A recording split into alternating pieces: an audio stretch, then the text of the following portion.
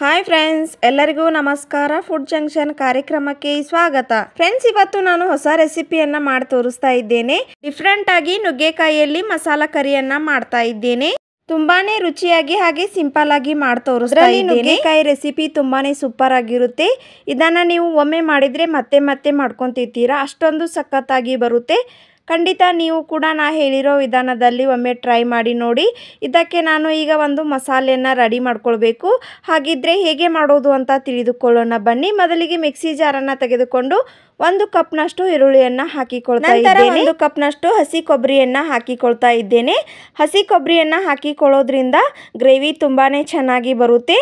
ಕೊಬ್ಬರಿ ಇಷ್ಟ ಆಗದೆ ಇರೋರು ಬಿಳಿ ಎಳ್ಳನ್ನು ಕೂಡ ಯೂಸ್ ಮಾಡ್ಕೊಳ್ಬಹುದು. ಇವಾಗ ನಾನು 2 ಹಸಿಮೆಣಸಿನಕಾಯಿ, 1 ಬೆಳ್ಳುಳ್ಳಿ ಗಡ್ಡೆಯನ್ನು ಸಿಪ್ಪೆ ಬಿಡಿಸಿ ಹಾಕಿಕೊಳ್ತಾ ಇದ್ದೇನೆ. ಸ್ವಲ್ಪ ಕೊತ್ತಂಬರಿ ಸೊಪ್ಪನ್ನು ಹಾಕಿಕೊಳ್ಳಿ. ನಂತರ 1 ಕಪ್ಪು ನೀರನ್ನು ಹಾಕಿಕೊಂಡು ಕ್ರೀಮ್ ಥರ ಇದನ್ನು ಗ್ರೈಂಡ್ ಮಾಡಿಕೊಳ್ಳಿ. ನೋಡಿ, ಇವಾಗ ಈ ರೀತಿಯಾಗಿ ಮಸಾಲೆ ಪೇಸ್ಟ್ ರೆಡಿಯಾಗಿದೆ. ಇವಾಗ ನಾನು ಗ್ಯಾಸನ್ನು ಆನ್ ಮಾಡಿಕೊಂಡು ಒಂದು ಪಾತ್ರೆಗೆ ಎಣ್ಣೆಯನ್ನು ಹಾಕಿಕೊಂಡು ಎಣ್ಣೆ ಬಿಸಿ ಆದಮೇಲೆ 2 ಪಲಾವ್ ಎಲೆ, 1 ಏಲಕ್ಕಿಯನ್ನು ಹಾಕಿಕೊಂಡು ಫ್ರೈ ಮಾಡ್ಕೊಳ್ತಾ ಇದ್ದೇನೆ. ನಂತರ ಆಗಲೇ ರೆಡಿ ಮಾಡಿಕೊಂಡ ಮಸಾಲೆಯನ್ನು ಹಾಕಿಕೊಂಡು ಕಡಿಮೆ ಉರಿನಲ್ಲಿ 2 ನಿಮಿಷ ಇದನ್ನು ಫ್ರೈ ಮಾಡ್ಕೊಳ್ಬೇಕು. ಇವಾಗ ಮಿಕ್ಸಿ ಜಾರ್ನಲ್ಲಿ ಇನ್ನೂ ಸ್ವಲ್ಪ ಮಸಾಲೆ ಇದೆ, ಅದಕ್ಕೆ ಸ್ವಲ್ಪ ನೀರನ್ನು ಹಾಕಿಕೊಂಡು 2 ನಿಮಿಷ ಇದನ್ನು ಫ್ರೈ ಮಾಡಿಕೊಳ್ಳಿ. 2 ನಿಮಿಷದ ನಂತರ 1 ಟೇಬಲ್ ಸ್ಪೂನಷ್ಟು ಅಚ್ಚ ಖಾರದ ಪುಡಿ, ಚಿಟಿಕೆ ಅರಿಶಿನ ಪುಡಿ, 1 table spoon garam masala, 1 table spoon ಜೀರಿಗೆ ಪೌಡರನ್ನು ಹಾಕಿಕೊಂಡು ಚೆನ್ನಾಗಿ ಮಿಕ್ಸ್ ಮಾಡಿಕೊಳ್ಳಿ. ಈ ಮಸಾಲೆಯ ಹಸಿ ವಾಸನೆ ಎಲ್ಲ ಹೋಗಬೇಕು. ಇವಾಗ ರುಚಿಗೆ ತಕ್ಕಷ್ಟು ಉಪ್ಪನ್ನು ಸೇರಿಸಿಕೊಳ್ಳಿ.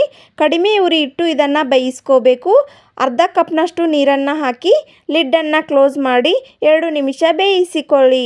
2 ನಿಮಿಷದ ನಂತರ ಇದನ್ನು ಓಪನ್ ಮಾಡಿ ತೋರಿಸ್ತಾ ಇದ್ದೇನೆ ಮೇಲೆ ಎಷ್ಟು ಚೆನ್ನಾಗಿ ಎಣ್ಣೆ ಬಿಟ್ಟಿದೆ ಅಂತ. ಇವಾಗ ನುಗ್ಗೆಕಾಯಿಯನ್ನು ಮೇಲಿನ ಸಿಪ್ಪೆಯನ್ನು ತೆಗೆದುಕೊಂಡು ನೀರಿನಲ್ಲಿ ತೊಳ್ಕೊಂಡು ಇಟ್ಕೊಂಡಿದ್ದೇನೆ. ಇವಾಗ ಅದನ್ನು ಪಾತ್ರೆಗೆ ಹಾಕಿಕೊಳ್ಬೇಕು.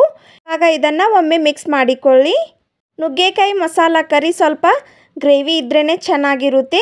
ಡ್ರೈ ಬೇಕಾದರೂ ಕೂಡ ಮಾಡ್ಕೋಬೋದು. ಸ್ವಲ್ಪ ನೀರನ್ನು ಹಾಕಿಕೊಂಡು ನುಗ್ಗೆಕಾಯಿಯನ್ನು ಕುದಿಸ್ಕೋಬೇಕು. ಫ್ರೆಂಡ್ಸ್, ಇವಾಗ ನಾನು 2 ಕಪ್ನಷ್ಟು ನೀರನ್ನು ಹಾಕಿಕೊಂಡು ಇದನ್ನು 10 ನಿಮಿಷ ಕುದಿಸಲಿಕ್ಕೆ ಇಡ್ತಾ ಇದ್ದೇನೆ.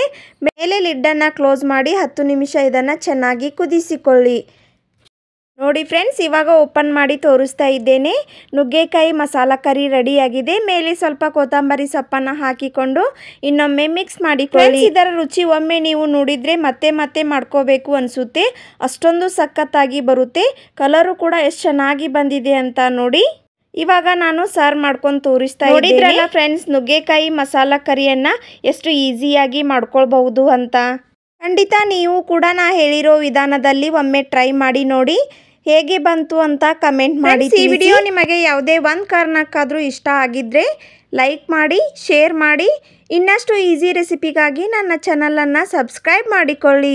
ಮುಂದಿನ ಇಂಟ್ರೆಸ್ಟಿಂಗ್ ರೆಸಿಪಿಯೊಂದಿಗೆ ಮತ್ತೆ ಸಿಗ್ತೀನಿ. Keep watching. Thank you.